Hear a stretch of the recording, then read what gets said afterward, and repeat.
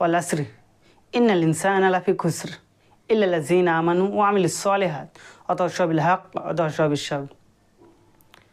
আমি আপনাদের সামনে পবিত্র কোরআন থেকে সূরা আল আসর তেলাওয়াত করেছি,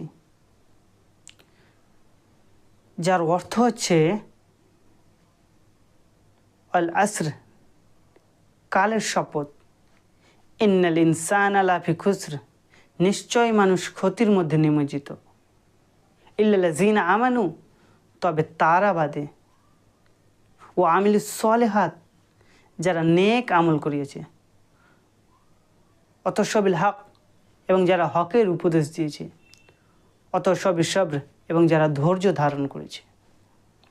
আমি পবিত্র কোরআন থেকে যে সূরা এই আল আসর তেলাওয়াত করলাম, সূরাটা পবিত্র কোরআনে একটা ছোট্ট একটা সূরা, কিন্তু এর মহত্ব, এর গুণত্ব বিশাল।